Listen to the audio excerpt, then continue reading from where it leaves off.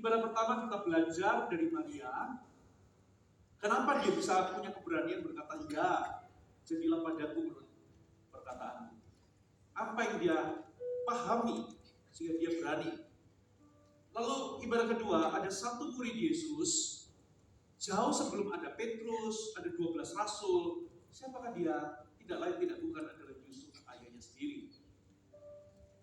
Keputusan Yusuf itu mencerminkan dia itu pengikut Yesus sejati. Ada 3 poin, Anda perlu dengarkan pesan ini. Ibadah ketiga, keempat, dan kelima, saya bicara khusus mengenai interupsi dalam kehidupan kita. Jangan sampai kita kehilangan rencana Allah. Ada tujuan di balik interupsi. Interupsi itu perubahan yang mengganggu atau mengubah rencana kita. Ternyata ada maksud Tuhan di dalamnya. 3 ibadah itu khusus bicara mengenai interupsi, belajar dari Yusuf, Maria. Saudara, bagaimana kita handle dan apa yang Tuhan inginkan untuk kita lakukan ketika Tuhan itu mengizinkan interupsi terjadi dalam hidup kita. Ibadah terakhir, ada 5 ketakutan yang tercatat di dalam kisah Natal. Tuhan ingin kita bebas dari rasa takut supaya kita bisa melakukan kehendak Allah, mengenapkan rencana Allah. Itu nanti malam, saudara. Dan ibadah ke-6, saya akan bicara mengenai pengharapan di dalam penantian. Kita belajar dari Zakaria dan Elizabeth. Saudara, saya percaya Natal itu sangat supranatural. Natal itu merupakan jawaban doa, penggenapan dari nubuatan tentang Mesias. Bahkan kelahirannya pun sangat supranatural. Yesus lahir dari seorang perawan. Belum ada mujizat seperti ini sebelumnya. Kalau orang mandul bisa hamil, itu sudah sering di dalam perjanjian lama. Tapi orang yang sama sekali masih virgin dan bisa hamil, itu adalah pekerjaan mujizat. Itu pekerjaan Roh Kudus. Tuhan sendiri lahir ke muka bumi, mengambil rupa seperti manusia dengan cara yang ajaib. Itu sebabnya Natal itu kita bisa punya pengharapan bahwa Yesus adalah jawaban atas hidup kita.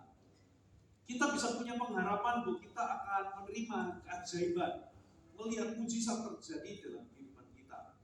Natal selalu membawa harapan. Katakan amin. Nah, kita belajar dari seorang pasangan suami istri. Dua-duanya itu lahir dari keluarga imam. Hanya mereka ini sudah cukup usianya, sudah lanjut usianya. Sayangnya mereka ini nggak punya anak, saudara.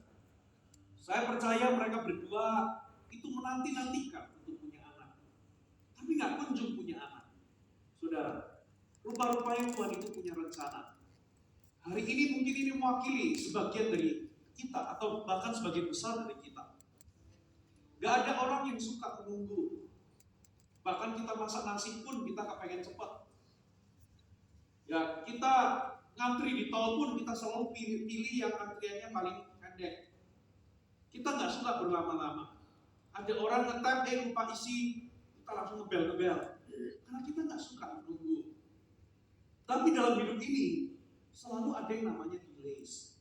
Saudara, keberangkatan pesawat kita delay beberapa jam. Ada penundaan-penundaan. Namanya hidup itu selalu ada yang namanya interupsi. Saudara, ada kejadian seperti misalnya kita tertunda, pesawat kita nggak jadi berangkat. Itu adalah interupsi-interupsi dalam bentuk kita itu menanti tapi nggak kunjung tiba apa yang kita nantikan. Saudara, nah apa yang kita bisa pelajari dari 2 pasang suami istri ini? Dan apa yang kita bisa pelajari dari mereka? Itu akan memberikan kita sebuah cara berpikir yang bisa membuat kita ini tetap kuat di tengah kita menanti. Ada sebuah pengharapan di dalam penantian. Katakan amin. Amin. Waktu yang kita habiskan untuk menunggu waktunya Tuhan itu nggak pernah menjadi waktu yang sia-sia. Kalaupun yang kita nantikan memang benar-benar tidak terjadi, selalu ada rencana Tuhan di baliknya. Dan rencana Tuhan selalu lebih baik daripada rencana kita. Itulah sebabnya waktu yang kita habiskan untuk menanti Tuhan itu tidak akan pernah sia-sia. Iblis akan berkata, melalui pikiran kita. Iblis akan berkata, kamu menanti itu, kamu wasting time, kamu menghabiskan waktu itu terbuang sia-sia. Percuma engkau mempercayai Tuhan. Tapi kalau kita ini mengikut Tuhan, kita percaya bahwa waktu yang kita habiskan untuk menunggu Allah itu tidak akan pernah sia-sia. Amin, saudara. Nah, ada 3 kebenaran yang kita harus pegang di dalam masa-masa penantian. Tapi sebelumnya saya akan jelaskan background-nya dulu. Saudara, Tuhan itu mengutus malaikat Gabriel kepada Sakaria. Setelah lama Israel itu tidak pernah mendengar suara Allah. Itu adalah masa 400 tahun, masa kegelapan. Setelah nabi terakhir yaitu Nabi Maleaki, tidak ada lagi nabi, tidak ada lagi visi, tidak ada lagi wahyu, tidak lagi ada suara Allah. Saudara, penglihatan pun jarang. Itulah dinamakan masa-masa kegelapan. Tapi itulah mengenapkan, saudara, bahwa setelah gelap akan muncul terang. Tibalah saat yang dinantikan. Genaplah saat di mana Mesias itu akan lahir. Tapi sebelum Mesias lahir, saudara, ya selalu Gabriel itu diutus untuk mengumumkan peristiwa-peristiwa yang penting. Khususnya perubahan era baru masuk ke perjanjian baru. Malaikat Allah, Gabriel itu diutus kepada beberapa orang. Sebelum diutus ketemu sama Maria, sebelum menampakkan diri di dalam mimpi kepada Yusuf, malaikat Gabriel itu menampakkan diri pertama-tama kepada Sakaria. Saudara, gak ada nabi, gak ada malaikat, gak ada raja, gak ada pembebas di tengah-tengah umat yang pada zaman itu menantikan pembebasan karena mereka itu, saudara, di bawah kekuasaan bangsa Romawi. Mereka di bawah pemerintahan Romawi dan dipimpin oleh seorang raja yang sangat jahat namanya Herodes Agung. Saudara, memerintah dari tahun 37 sampai 4 sebelum Masehi. Itu lama, saudara, ya. Ya, 37 bulan 4 berarti 33 tahun, seperti mantan Presiden Soeharto, saudara. Kisah ini, saudara, kisah Sakaria ini muncul menjelang akhir pemerintahan Raja Herodes, karena beberapa tahun kemudian Herodes meninggal dunia, saudara. Dan Anda harus tahu bait suci itu dibangun oleh Herodes. Herodes ini seorang proselit. Proselit itu seorang penganut agama, ya. Tapi sebetulnya dia menganut agama bukan karena dia itu respect, tapi karena dia punya unsur politik. Karena dia itu memikirkan kemasyurannya atau dirinya sendiri. Anda harus tahu bahwa Herodes itu salah satu orang yang sangat egosentrik, sangat narsistik, ya, merasa gak aman bahkan kepada anaknya sendiri.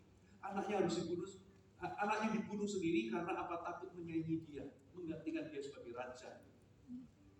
Nah, firman Allah yang terakhir itu disampaikan oleh Maleaki bahwa, saudara, pada akhir zaman nanti Elia akan datang. Dia akan, saudara, memulihkan hubungan antara bapak dengan anak sebelum dunia dipukul, saudara. Jangan sampai dunia dipukul, maka hati bapak harus berbalik kepada anak, anak harus berbalik kepada bapak.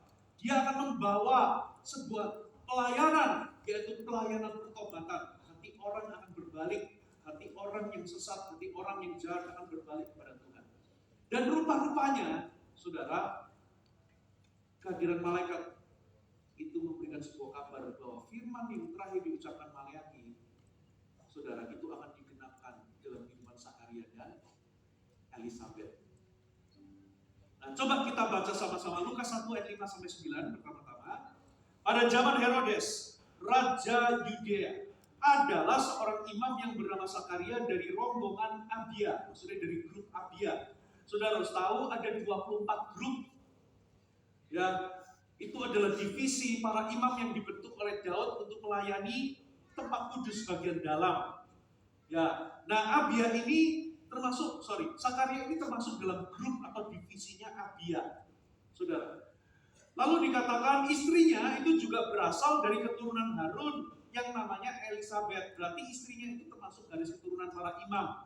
Makanya Sakaria dan istrinya ini termasuk orang-orang yang mengabdikan diri untuk ibadah.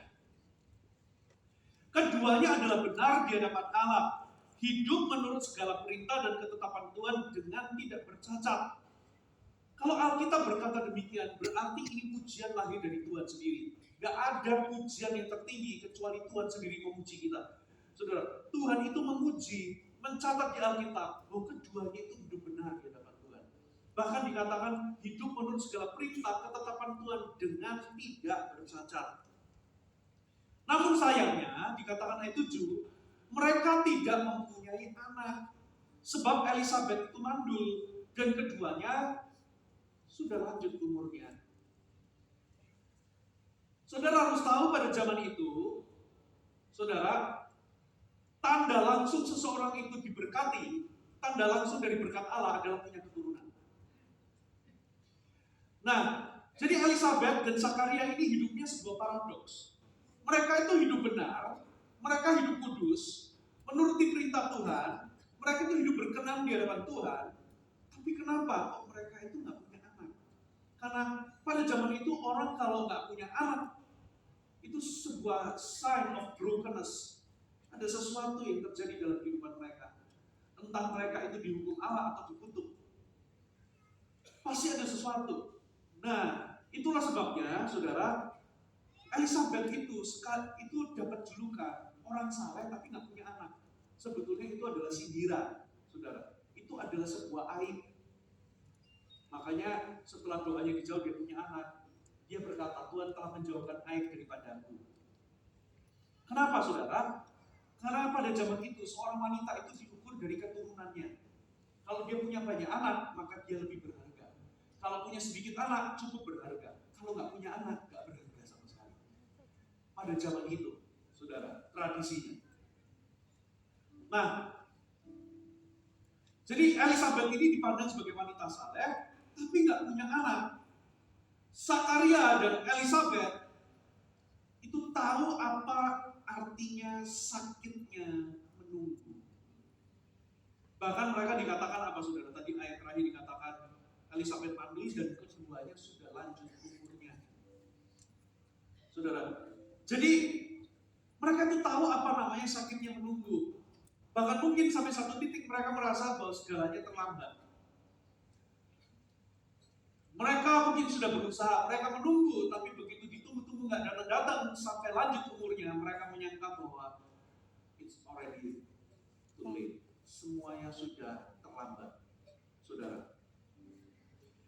Kenapa saya katakan mereka tahu artinya menunggu? Mereka berdua ini juga menunggu pembebasan atas Israel. Karena bangsa Israel itu menyakiti hati Tuhan. Bangsa Israel itu berpaling daripada Tuhan. Saudara, itu sebabnya mereka berada di bawah kuasa Romawi. Mereka menginginkan kebebasan. Yang kedua, mereka itu pengen punya anak. Tapi rupa-rupanya, apa yang dituliskan oleh Lukas, coba kita baca berikutnya ya. Coba kita baca ayat yang ke-8. Pada suatu kali, waktu tiba giliran rombongannya, Zakaria melakukan tugas keimaman di hadapan Tuhan. Sebab ketika diundi, katakan diundi. Sebagaimana lazimnya untuk menentukan imam yang bertugas, dialah yang ditunjuk untuk masuk ke dalam bait suci membakar ukupan di situ. Jadi, saudara, jadi ada 24 regu imam atau grup imam yang bergantian tugas di bait suci 2 kali setahun. Nah, membakar dupa itu ritual harian, pagi dan sore. Nah, Zakaria ini termasuk regu yang ke-8 dari 24 regu. Total dari 24 regu itu kurang lebih totalnya jumlahnya itu 18.000 orang imam. Nah, lalu dibuang undi dari jumlah banyaknya imam. Sebetulnya satu orang punya kesempatan untuk bertugas, itu belum tentu seumur hidup dapat kesempatan. 18.000 itu berarti 1 banding 18.000 probabilitasnya. Jadi sebetulnya ketika undi dibuang, lalu dia yang terpilih, itu adalah sebuah kesempatan yang sangat langka. Belum tentu seumur hidup kita kepilih. Mengingat banyaknya jumlah 18.000 imam, Setiap regu itu terdiri dari 750 imam. Jadi peluangnya itu hampir nol. Tapi ternyata walaupun mereka itu menunggu dan menunggu dan menunggu, mereka itu mungkin sampai di sebuah titik, saudara, mereka itu bahkan menunggu seperti nggak ada hasil. Mungkin ini mewakili kita. Mungkin Anda sedang menunggu sesuatu, lalu Anda bertanya-tanya, sebetulnya Tuhan bisa melakukannya, tapi kenapa kok Tuhan tidak melakukannya? Bahkan Anda merasa bahwa Anda sudah beriman dan Anda yakin bahwa Tuhan akan melakukannya, tapi kenapa hari ini Tuhan tidak melakukan apa yang Dia harus lakukan? Kita bertanya-tanya.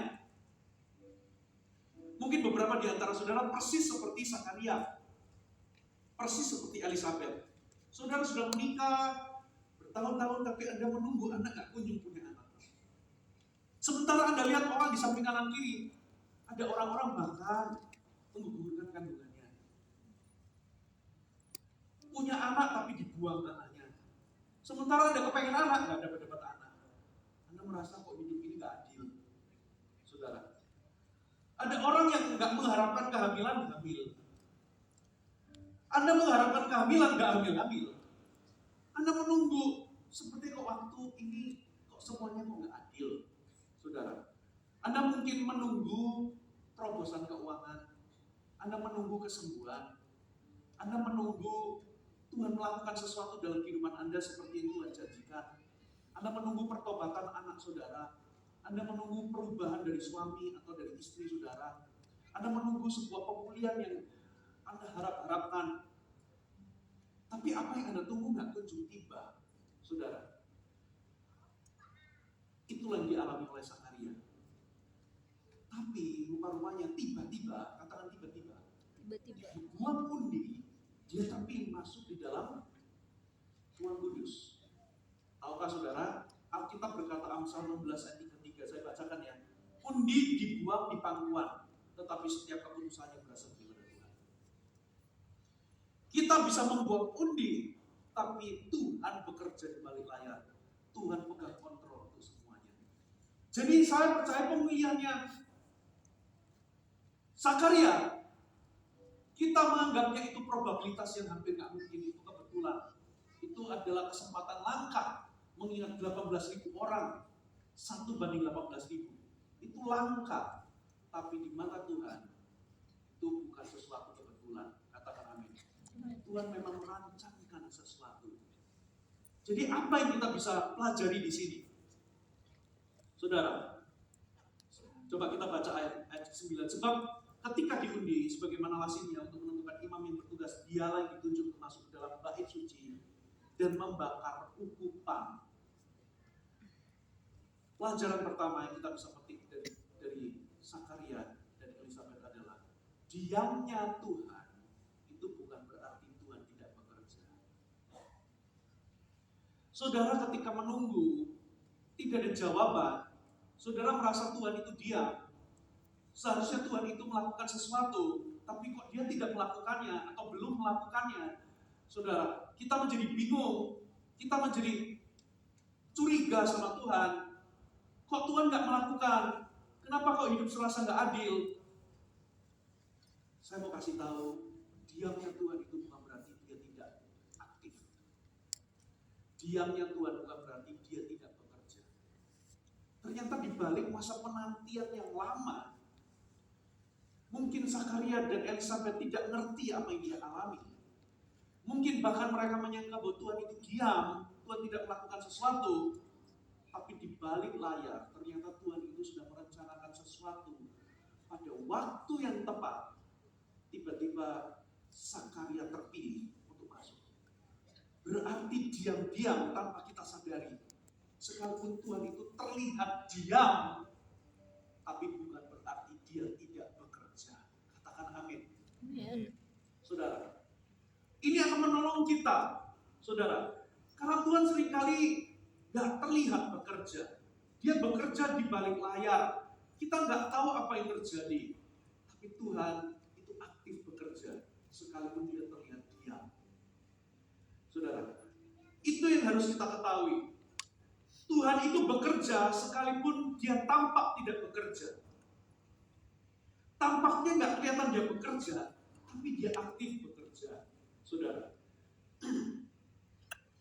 Zakaria Elizabeth sudah lama berdoa, punya anak, tapi nggak dikabulkan doanya.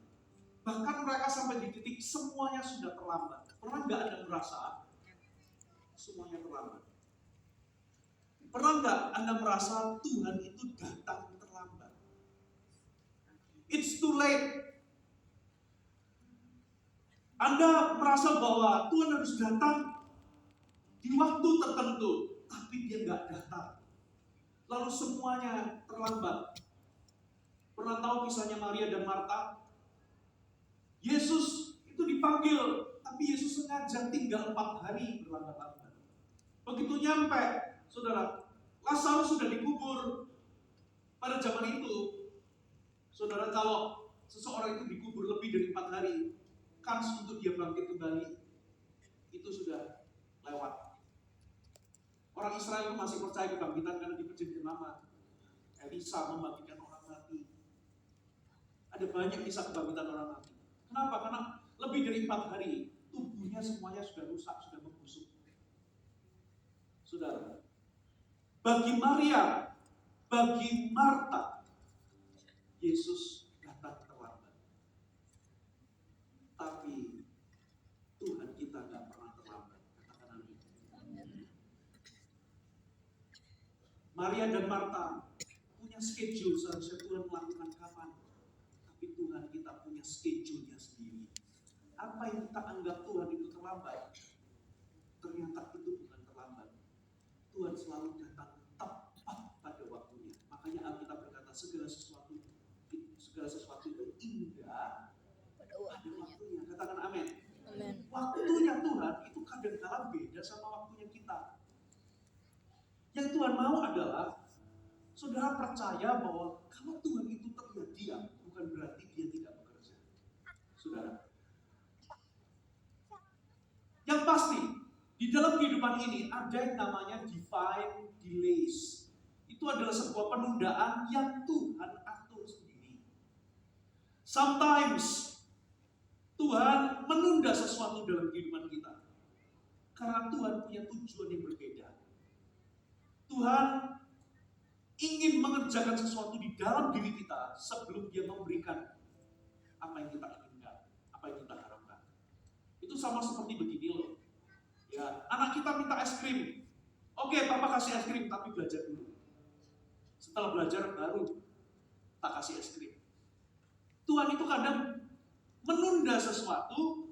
Tuhan bukannya tidak memberikan kepada kita. Makanya kalau Tuhan itu menunda sesuatu bukan berarti Tuhan menolak permintaan saudara.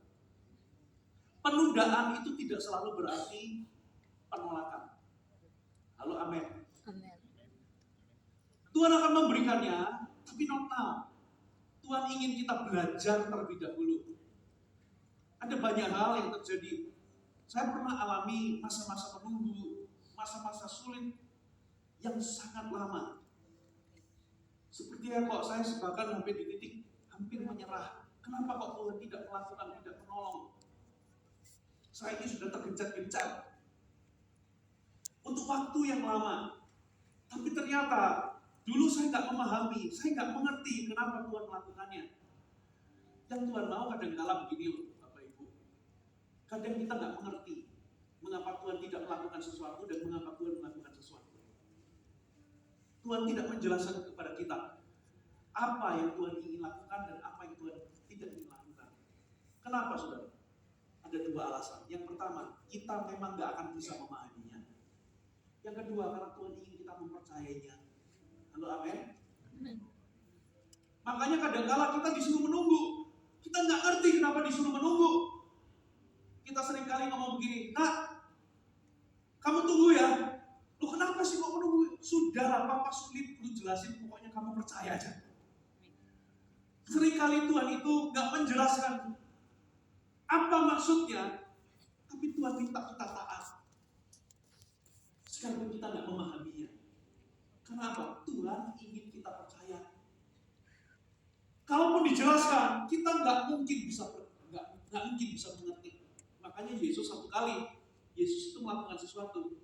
Tiba-tiba Yesus ambil handuk dan membasuh kaki murid-muridnya. Lalu salah seorang murid berkata, Petrus berkata, Tuhan, jangan. Sudahlah, nurut aja. Apa yang aku lakukan sekarang kamu nggak akan mengerti. Tapi nanti kamu akan mengerti. Kadang-kala Tuhan itu menyuruh kita melakukan sesuatu yang kita nggak pahami. Tuhan cuma ingin kita percaya. Karena kalau dijelaskan pun, saudara nggak mudeng. Kenapa nggak mudeng? Karena otak kita kecil. Itu seperti semut berusaha memahami internet. Susah. Saudara. Tuhan kita itu terlalu besar, hikmatnya nggak terselami. Mau dijelaskan, kita malah mulai. Karena kita nggak bakal paham. Makanya yang Tuhan mau adalah sekalipun Tuhan itu terlihat nggak bekerja, sekalipun Tuhan itu sekiranya menunda sesuatu dalam kehidupanmu, percayalah bahwa Tuhan punya maksud yang baik. Halo, amin. Apa yang Tuhan kerjakan di masa menunggu? Kadang Tuhan itu memberikan delays. Tuhan ingin mengerjakan sesuatu dalam diri kita sebelum Dia memberikan sesuatu kepada kita. Tuhan ingin membangun yang namanya kesabaran. Karena lewat penderitaan, kesabaran kita teruji. Ketekunan kita teruji. Katakan amin. Ketika saya masa menunggu itu, ternyata itu mengerjakan karakter. Ternyata saya ngerti apa artinya lemah di hadapan Tuhan supaya kuasanya itu sempurna. Ternyata saya mengerti apa itu namanya bergantung kepada Tuhan. Ternyata saya itu mengerti apa namanya itu kita menunggu pembelaan Tuhan. Kita nggak buru-buru melakukan sesuatu dengan daging kita. Nggak mudah memang, tapi ujungnya itu glorious. Saya nggak bisa cerita dengan gamblang, tapi yang saya ceritakan saya betul-betul, saya mengerti kenapa Tuhan itu memberikan delays. Karena Tuhan sedang mempersiapkanku untuk sesuatu yang besar. Kalau saya dikasih langsung, tidak terbentuk, maka nanti apa yang Tuhan sediakan kepada saya nggak mampu menanggungnya. Karena saya perlu dipersiapkan terlebih dahulu. Itu dalam masa-masa persiapan. Tuhan ingin mengerjakan sesuatu dalam diri kita. Halo, amin. Atau kenapa ada delays? Karena Tuhan ingin Anda membereskan sesuatu. Beberapa di antara saudara begitu fokus dengan diri Anda begitu terpusat dengan diri sendiri. Anda mengerjakan hal-hal yang di luar Tuhan, Anda punya dosa tapi Anda menikmati di dalamnya. Tuhan mau Anda bertobat dulu. Tuhan mau Anda bereskan dulu unfinished business itu di hadapan Tuhan. Sebelum Tuhan menyatakan itu dalam kehidupan saudara, Tuhan mau hidup Anda beres. Makanya Tuhan itu kadang-kala menahan sesuatu dalam kehidupan kita. Tahukah saudara? Kadang-kala berkat itu datangnya bukan pemberian. Bukan apa yang Tuhan berikan dalam kehidupan saudara. Sometimes berkat itu datang dalam bentuk apa yang Tuhan tahan dalam kehidupan saudara. Apa yang Tuhan tahan, gak berikan saudara. Karena ini kalau diberikan sekarang, hidupmu hancur. Coba anak saudara yang masih 11 tahun, kasih motor, kasih mobil, masih remaja, belum bisa mengendalikan hormonnya, bisa kebut-kebutan.